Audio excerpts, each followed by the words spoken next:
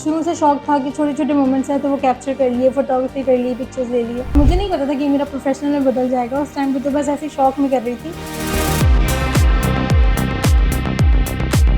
ये है मोमिना खान, जो कि पाकिस्तान की पहली व्हीलचेयर कैमरा वुमन है। मेरी जो डिसेबिलिटी है वो स्पाइना बाइफिदा है। 8 साल की उम्र तक मैं बिल्कुल नॉन डिसेबल एक नॉर्मल ज़िंदगी गुजार रही थी। वियर्ड लगता है कहीं बाहर जाना, क्योंकि लोगों की नज़रें ही काफ़ी होती हैं हमें बुली करने के लिए। मैं बहुत ज़्यादा शाय हो गई, इसकी वजह से मैंने अपनी एजुकेशन वहाँ छोड़ दी। जो आपके डिसेबल दोस्त हैं उनको मोटिवेट करने के लिए आप खुद उनकी रिपोर्टर, व्लॉगर, कंटेंट क्रिएटर बन गई। स्टार्ट में मैं कंफर्टेबल नहीं थी। गिम्बल चलाना इज़ नॉट मतलब सिर्फ वो लगता है कि वो ईजी है, बट उसको मैनेज करो और व्हीलचेयर पे मैनेज करना वो बहुत मुश्किल होता है। अपने पेरेंट्स को प्राउड कराना मुझे ऐसा लग रहा था कि अब मेरा फर्ज बन चुका था। तो वो मेरे लिए प्राउड की बात है कि जो मुझे डिसओन करते थे अभी वो मुझे ओन कर रहे हैं। आपको सलाम है कि आप इस सिचुएशन में कराची की सड़कों पर, इवेंट्स पे तमाम चीज़ें कवर कर रही हैं। मेरी आज की वीडियो कोई कैमरामैन नहीं बना रहा, बल्कि कैमरा वुमन बना रही हैं। ये है मोमिना खान, जो कि पाकिस्तान की पहली व्हीलचेयर कैमरा वुमन है और ये कैमरा हैंडल इसी व्हीलचेयर पे कर रही होती हैं, शूट भी इसी व्हीलचेयर पे कर रही होती हैं। इन्होंने कई मुश्किलात का सामना हंस के किया है। बाकी इनकी कहानी क्या है, आइए इन्हीं से जानते हैं। आप देख रहे हैं न्यू डिजिटल और मैं हूं अनजार अहमद। मोमिना, थोड़ा सा अपने बारे में बताइएगा। आपको देख के तो एक मुझे मोटिवेशन मिली है और जाहिर है आप एक कैमरा वुमन हैं, हम रिपोर्टर हैं। क्या इंसिडेंट हुआ जिसके बाद आप इस सिचुएशन का सामना करें? मेरी जो डिसेबिलिटी है वो स्पाइना बाइफिदा है। बेसिकली स्पाइना बाइफिदा में ये होता है कि हमारी स्पाइन में एक ट्यूमर होता है जो जिसकी सर्जरीज डॉक्टर अलॉट कर देते हैं। Same thing happen with me. मेरी बचपन में 3 साल की उम्र में 3 सर्जरीज हुई और उन सर्जरीज के बाद डॉक्टर साहब कि ये चल नहीं सकती, बट अल्हम्दुलिल्लाह समहाउ मैंने चलना स्टार्ट कर दिया और मैं अपनी नॉर्मल एजुकेशन वगैरह मैंने अपनी स्टार्ट कर ली। 8 साल की उम्र तक मैं बिल्कुल नॉन डिसेबल एक नॉर्मल ज़िंदगी गुजार रही थी। एक दिन मैं अपनी स्टेयर्स से ऊपर जा रही थी और मैं स्टेयर्स से पीछे की तरफ गिर गई मेरा डिसबैलेंस होने की वजह से। तो जिसके बाद मेरी स्पाइनल कॉर्ड में इंजरीज़ हुई और मैं उसके बाद व्हीलचेयर पे आ गई। उस टाइम में मैं बहुत छोटी थी। एक 8 साल की बच्ची को आइडिया नहीं होता कि आगे लाइफ कैसे गुजरेगी, या ये लाइफ टाइम है या टेम्पररी है, उस टाइम नहीं समझ आता। तो मुझे भी लगा टेम्पररी है। उस टाइम मैं बड़ा एंजॉय कर रही व्हीलचेयर को कि अच्छा टायर्स मिल गए एंड ऑल। ऐसे करते करते कुछ साल गुजरे और मुझे रियलाइज़ होना स्टार्ट हुआ कि नहीं, मैं अपनी ज़िंदगी ऐसे नहीं गुजार सकती सारी। इस्लामाबाद जब शिफ्ट हुए तो मुझे वहाँ पे एक स्कूल मिला जो काफ़ी एक्सेसिबल था कुछ क्लासेस तक। मैंने बोला यार यहाँ तक तो कंटिन्यू करती हूँ, आगे देखेंगे। मैंने वहाँ एडमिशन ले लिया एंड बिकॉज़ ऑब्वियसली वहाँ पे टोटल एक्सेसिबिलिटी नहीं थी, कुछ प्रॉब्लम्स थी मेरे लाइक वॉशरूम जाने में या कहीं न कहीं एक्सेसिबिलिटी नहीं थी, जिसकी वजह से मेरा यूरिन इनकॉन्टिनेंस हो गया। और जब मेरा यूरिन इनकॉन्टिनेंस हुआ तो एक वुमन विद डिसेबिलिटी पहले ही इतना वियर्ड लगता है कहीं बाहर जाना, क्योंकि लोगों की नज़रें ही काफ़ी होती हैं हमें बुली करने के लिए। इट्स नॉट अबाउट कि हमें कोई आके कमेंट कर रहा है या एनीथिंग।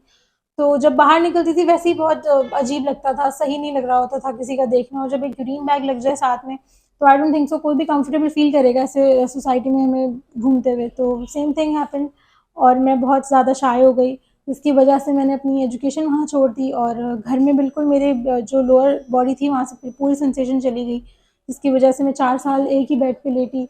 कुछ भी काम नहीं था करने को। बहुत ज़्यादा ड्रीम्स थे, बहुत ज़्यादा पैशनेट थी कि यार पढ़ना है, कुछ करना है, पर वो सब ड्रीम्स वहीं रह गए थे। पर अल्हम्दुलिल्लाह मुझे किसी ने डिसेबल वेलफेयर एसोसिएशन का बताया था कि वहाँ पर सब डिसेबिलिटी के ऊपर सब डिसेबल पर्सन्स पे काम होता है। जब मैंने DW में विज़िट किया तो मैंने देखा कि सब पर्सन विद डिसेबिलिटीज़ अपने-अपने खुद से काम कर रहे थे। कोई लैपटॉप पे बैठ के अपना काम कर रहा था, कोई वीडियो एडिटिंग कर रहा था। जो भी अपने पैशन को प्रोफेशन यस, बनाना ऑब्वियसली सब अपना-अपना काम करते थे। देयर इज़ नो नीड कि किसी को किसी की ज़रूरत है। सब अपनी इवन इतनी सिवियर डिसेबिलिटीज़ होने के बाद मेरा तो सिर्फ लोअर बॉडी काम नहीं करता। यहाँ पे लोगों की हैंड्स तक डिसेबिलिटी होती है, वो लोग भी इलेक्ट्रिक व्हीलचेयर पे दुनिया जहाँ के काम कर रहे थे। तो वो मेरे लिए बहुत इंस्पायरिंग था।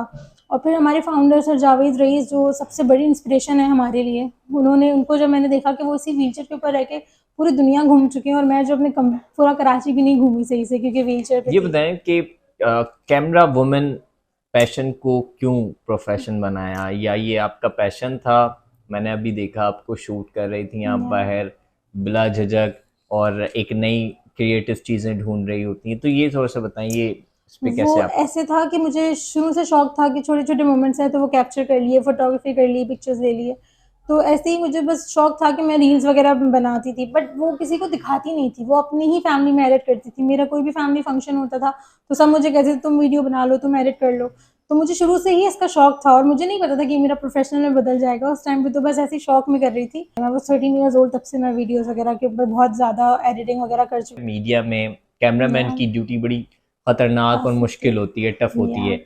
आप एक व्हील चेयर पे जो है वो शूट कर रही होती हैं, घूम रही होती हैं, कुछ बेहतरीन मोमेंट कैप्चर हो उसकी कोशिश हुँ, कर रही होती हैं। या कैसे फिर मैनेज करती हैं? बेसिकली मैं हूँ अभी 19 इयर्स की और प्रोफेशनलिज्म चूज़ नहीं किया था, मैंने बस रैंडम सी रील बनाई थी। आई डिडन्ट न्यू कि इसको कहाँ तक ले जाएँगे सब। तो जब मैंने इन लोगों को स्पोर्ट एक्टिविटीज़ करते हुए देखा, हर तरह के काम करते, मैंने इन लोगों को वहीं से शूट करना स्टार्ट किया अपने फ़ोन में, इंस्टाग्राम पे। आपने दीगर और जो आपके डिसेबल दोस्त हैं जी, उनको मोटिवेट करने के लिए आप खुद उनकी reporter, vlogger, yes content exactly. Creator बन गई। या वैसे मैंने फिर रील शूट कर दी एंड हमारे जो डायरेक्टर हैं विंग्स ऑन व्हील के, उनको वो बहुत पसंद आई। हुसैन सर ने मुझे बोला कि नहीं तुम इसमें आओ, तुम करो। मुझे स्टार्ट में मैं कंफर्टेबल नहीं थी, गिम्बल चलाना इज़ नॉट मतलब सिर्फ वो लगता है कि वो ईज़ी है, बट जब उसको मैनेज करो और एक व्हीलचेयर पे मैनेज करना वो बहुत मुश्किल होता है। क्योंकि एक हाथ से मुझे मैनुअल व्हीलचेयर भी कैरी करनी होती है और उसको भी सँभालना होता है। तो स्टार्ट में मैं नहीं करती थी, पीछे हटती थी कि मुझसे नहीं होगा, बट वो हमेशा मुझे मोटिवेट करते थे, तुमसे होगा क्यों नहीं होगा?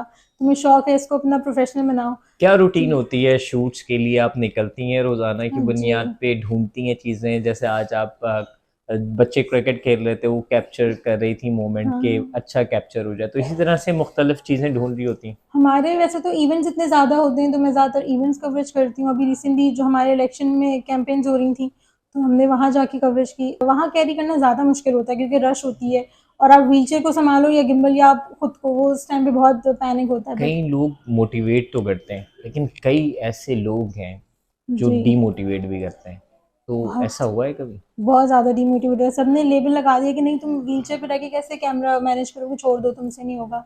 और उस टाइम पे मैं सोचने भी लगती थी कि हाँ, शायद मैंने ही गलत चूज़ कर लिया है, अभी पीछे बैकआउट करती हूँ, बैकआउट करती हूँ। इवन मैंने कभी बैकआउट किया नहीं, बट मैंने सोचा बहुत कि अब कर लेती हूँ, नहीं हो रहा है। मुझसे खुद में हो रही थी कि मुझसे मैनेज नहीं हो रहा है।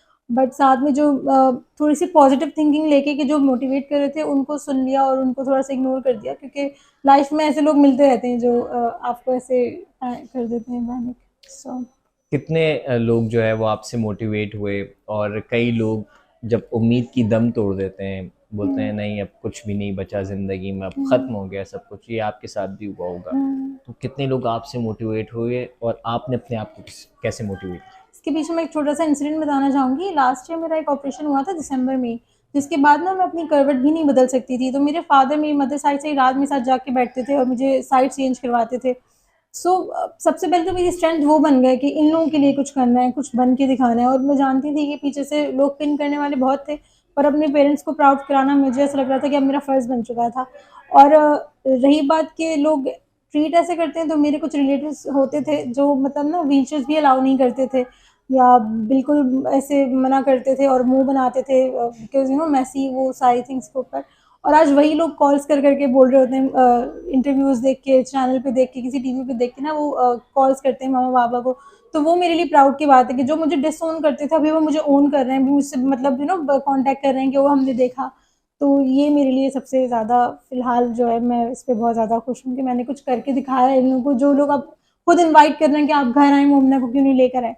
वही लोग जो मोमना को मना करते थे घर आने से, उसकी व्हीलचेयर नहीं अंदर आने देते थे। आप कई लोगों के लिए इंस्पिरेशन हो या ना हो, लेकिन मेरे लिए ज़रूर थैंक इंस्पिरेशन यू है, सर। जो कि क्योंकि हम खुद रोड रोड पे शूट्स कर रहे होते हैं, हुँ, डिफरेंट स्टोरीज ढूंढ रहे होते हैं, बड़ा मुश्किल होता है। और आप को सलाम है कि आप इस सिचुएशन में कराची की सड़कों पर, इवेंट्स पे तमाम चीज़ें कवर कर रही हैं।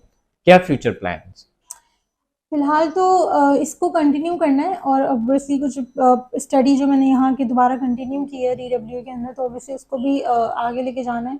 जैसे मीडिया साइंस में मुझे इंटरेस्ट है कि इसको कर लेती हूँ, तो और स्किल थोड़ी डेवलप हो जाएगी। एक होता है आपको पर्सनल सुकून भी चाहिए होता है, जो मुझे डीडब्ल्यू की पर्सन विद डिसेबिलिटीज़ को देख के मिलता है। मुझे है कि यार मुझ जैसी मोमिना ना बहुत ज़्यादा घर में होंगी जिनके अपने-अपने ख्वाब होंगे, जो अभी तक शायद पूरे नहीं हुए हैं। सो हमें चाहिए कि हम मिलके सबके साथ काम करें, ताकि उन सबके अपने-अपने ख्वाब पूरे हों। और जैसे मुझे मीडिया में इसलिए डाला क्योंकि मेरा इंटरेस्ट था, तो सबका जो भी इंटरेस्ट होता है यहाँ, वो स्किल डेवलपमेंट हमें मिलती है कि जिसको जो इंटरेस्ट है उसको उधर डाल दो, कोई ज़बरदस्ती नहीं करता कि नहीं तुमने यही करना है। तो आई वांट कि ऐसे इदारे भी और हों कई जिसके ऊपर लोग मैं ऐसे भी हैं जो अल्लाह ने तमाम सलाहियतें दी हैं, जी उसके बाद भी नाशुक्री करते हैं हाँ और अपने अंदर टैलेंट को ढूंढते नहीं और बहुत आसानियाँ चाहते हैं। क्या कहेंगे उनके लिए? मैं उनको ये कहूँगी कि आप जब अपने ऊपर ट्रस्ट नहीं करते, आप खुद को एक्सेप्ट नहीं करते कि मुझ में ये है या ये नहीं है, तो फिर आप दूसरों को भी नहीं मनवा सकते। मैं भी किसी को नहीं मनवा सकती थी जब तक मैंने स्टैंड नहीं लिया अपने लिए। आई विल से कि जब तक आप अपने लिए स्टैंड नहीं लोगे, आप कहीं भी नहीं जाओगे। आप ऐसे ही आपको लगता है कि टाइम वेस्ट हो रहा है, बट ये टाइम बहुत कीमती है जो हमें टेम्पररी मिला हुआ है।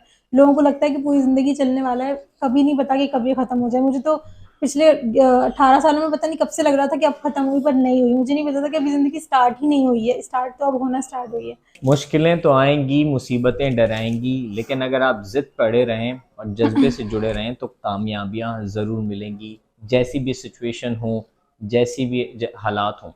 मोमिना एक मिसाल हैं तमाम उन लोगों के लिए जो आगे बढ़ना चाहते हैं, और मोमिना एक पाकिस्तान की पहली व्हीलचेयर कैमरा वुमन है जो कि कैमरा हैंडल करती हैं, शूट्स करती हैं, और अपने शौक़ को इन्होंने ज़िंदा रखा है और अपनी उम्मीद को इन्होंने कायम व दायम रखा है और आगे बढ़ रही हैं, और इसी तरह से अपने अपने वालिदैन का, अपने वतन का भी नाम रोशन करेंगी और एक बड़ा नाम और एक मुकाम हासिल करेंगी।